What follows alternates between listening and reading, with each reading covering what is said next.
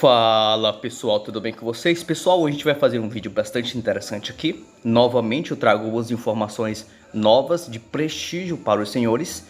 Vou falar um pouquinho sobre os hebreus no Egito e quem seria, muito possivelmente, a trajetória daquilo que eu quero expor hoje. Ela trabalha em cima dessa narrativa, em cima desse diálogo de exposição de história, de narrativa histórica, do diálogo teológico com o histórico e também o ponto de vista arqueológico, que é algo que a gente tem trabalhado com bastante firmeza ao longo desses tempos.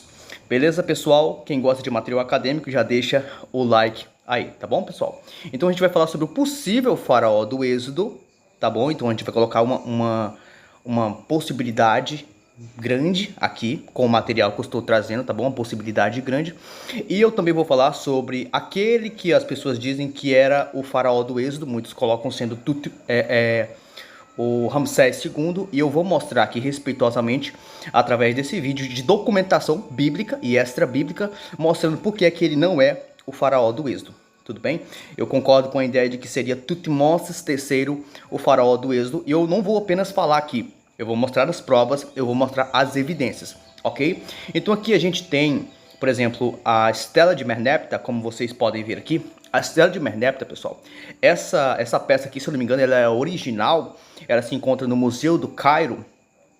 Essa estela, ela traz a segunda menção, deixa eu tirar aqui. Ela traz a segunda menção mais antiga do nome de Israel, pessoal. Então a gente tem aqui a escrita hieroglífica, embaixo aqui, que lendo nessa escrita hieroglífica, os hieróglifos, você vai ler aqui como Israel, ou seja, você tem o nome de Israel, mencionado nessa estela de Merneptah como um povo, ok? Então a gente já tem uma evidência ali, por volta do século 13º a.C., mostrando a veracidade histórica do povo hebreu, tudo bem? Como uma grande nação já na antiguidade, tá bom? Aqui vamos para o outro slide. Aqui nós temos, por exemplo, descoberto no Egito, pessoal. Muitas pessoas dizem assim, não tem nada sobre Moisés no Egito, não tem uma inscrição hieroglífica, não tem nada dizendo que ele foi e que ele morou ali, que ele pertenceu a alguma família ou alguma dinastia ali do Egito. Não tem nada. Só que, pessoal, o pessoal esquece, e existem historiadores na internet hoje dizendo: olha o seguinte, porque os hebreus nunca estiveram no Egito, Moisés é uma lenda. Calma aí, tá bom? Muita calma por aí. Como, por exemplo, eu vou ler aqui com vocês, para eu não falar e depois ter que repetir novamente aqui, Nós temos aqui a dinastia desaparecida. Aqui Senebekai, da 16ª dinastia, descoberto em 2014 em Abidos. Uma dinastia paralela de pelo menos 20 faraós completamente desaparecida. Ou seja, antes de 2014, se você mencionasse através de uma exposição sobre o faraó Senebekai, da 16ª dinastia, você não ia ter nada sobre ele. Os acadêmicos iriam dizer: não, esse faraó ele nunca existiu. Só que através das escavações em Ábidos, ali em 2014, foi descoberto o faraó Senebekai. E outra informação bem interessante aqui para os senhores, impactantes, que uma dinastia paralela de pelo menos 20 faraós completamente desaparecida. Ou seja, usar o argumento de dizer que não existe uma inscrição com o nome de faraó, significa que isso não existe, é balela, isso não é ser acadêmico, tá bom? Não ter evidência não é evidência de que aquilo não existiu. Tudo bem? As pessoas tratam muito esse termo dentro do campo arqueológico, tá bom? Se os egípcios apagavam o nome de faraós que eles não concordavam, que eram inimigos deles, por que eles não apagariam também o nome de Moisés?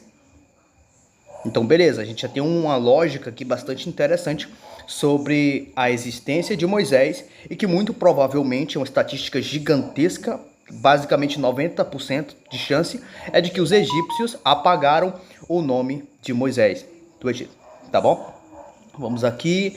Aqui a gente tem em Êxodo capítulo 1, versículo 8, o provável faraó que não conhecia José, aqui fala, o provável faraó que não conhecia José foi Amoses, irmão mais novo de Camés, né? Ele se tornou faraó aos 10 anos de idade, que é quando o irmão dele morre, né? A gente vai vendo todo esse processo. Mas eu vou ler aqui junto com vocês, Êxodo capítulo 1, versículo 8. Êxodo capítulo 1, versículo 8 aqui.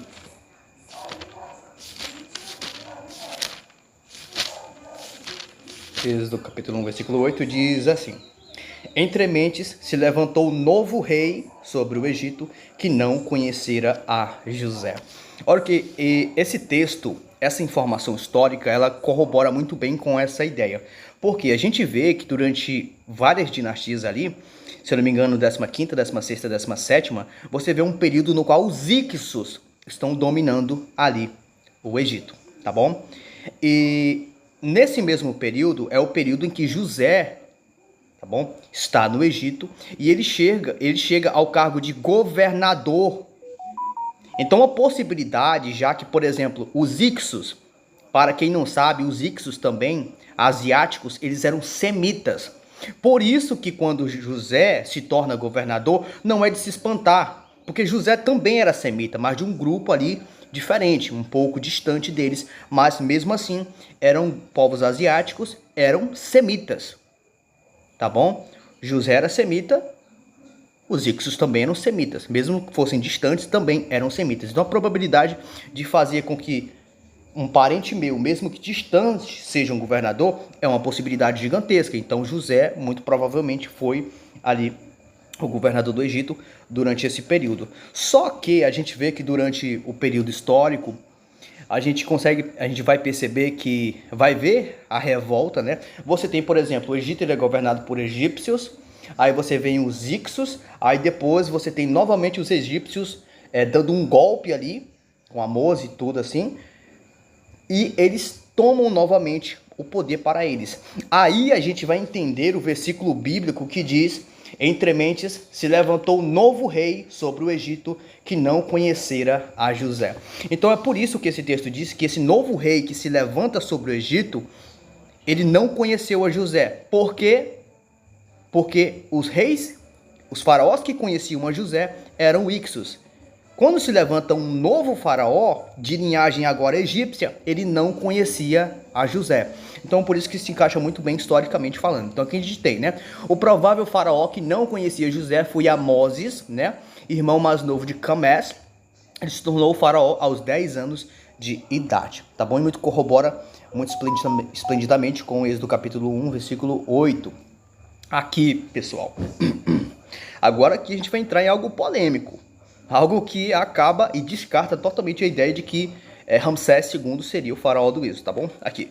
E eu quero mostrar por que eles acreditam nisso, né? Eu posso colocar do outro lado também informação, só que para ser academicamente honesto, intelectualmente honesto, eu devo falar sobre a outra parte também, tá bom? Então por que é que muitos dizem que Ramsés II seria o faraó do Êxodo? Por causa de Êxodo capítulo 1, versículo 11. Vamos ler aqui. Êxodo capítulo 1, versículo 11, que diz assim: E os egípcios puseram sobre eles feitores de obras para os afligirem com suas cargas.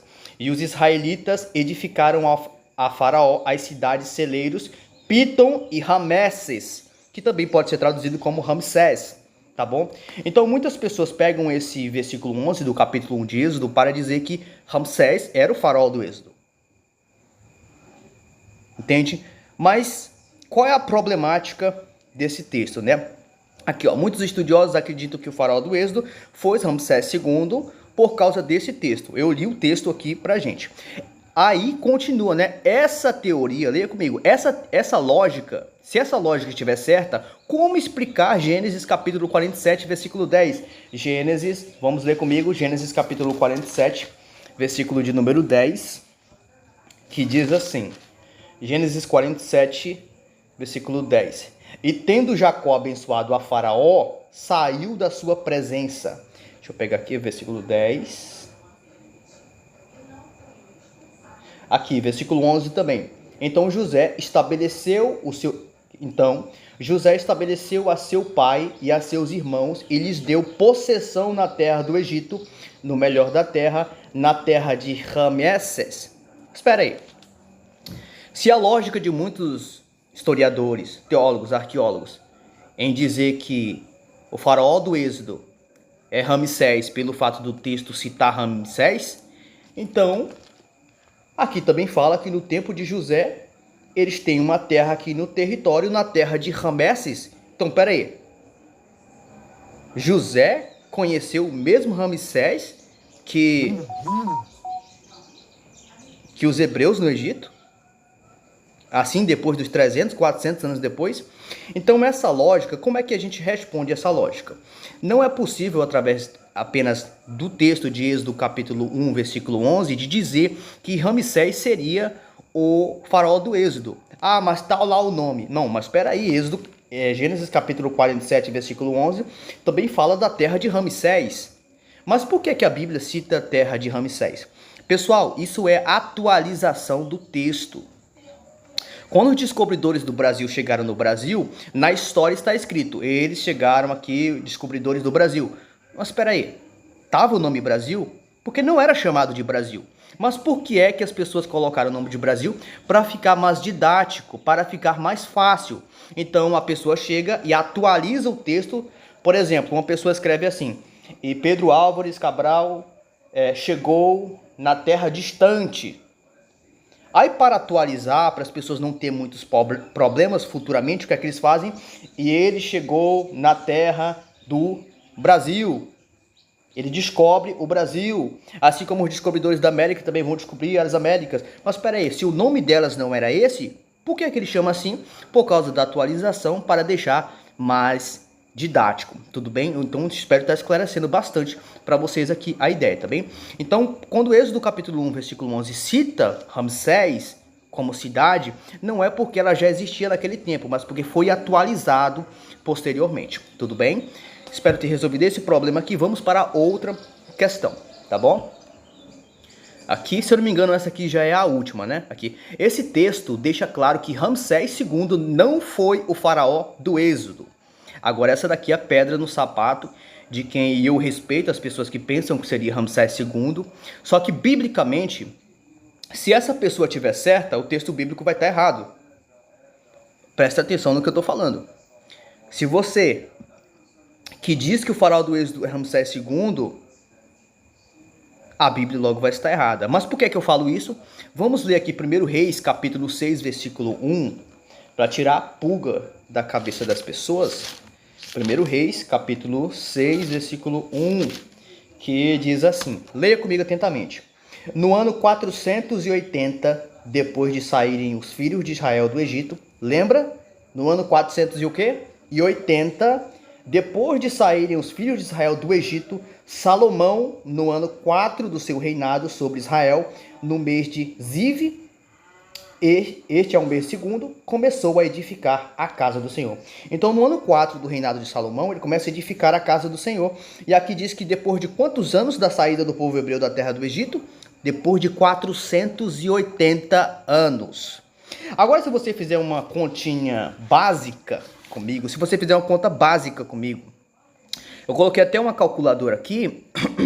Se a gente somar, por exemplo, se você ler junto comigo aqui, a maioria dos historiadores colocam o quarto ano do reinado de Salomão no ano de 965 a.C. Agora vem comigo.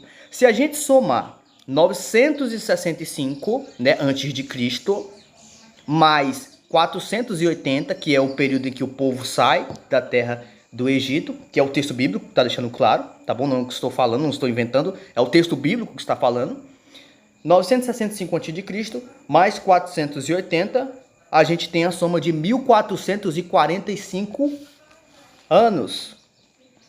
Então tá prestando atenção? A questão como é interessante aqui, 1445 anos. Ou seja, quase 200 anos antes de Ramsés II. Se o texto bíblico deixa claro que Salomão começa a construir ali no quarto ano do seu reinado, depois ali de 480 anos depois de sair do Egito, deixa eu pegar aqui, 1 Reis,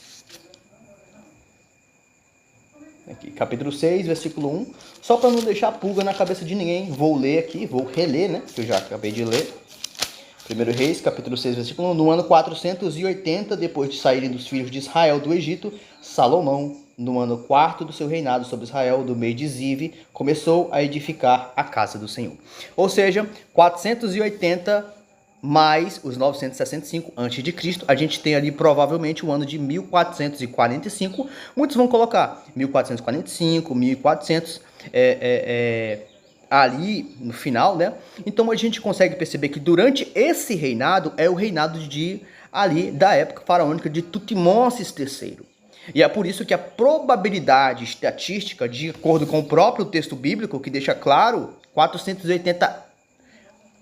no ano 480, que eles estavam ali, os hebreus haviam saído da terra do Egito, estavam no 4º ano do reinado de Salomão. Tá bom, pessoal? Então, só para deixar claro, nesse tempo de 1445, é um período no qual Ramsés II ainda não estava lá.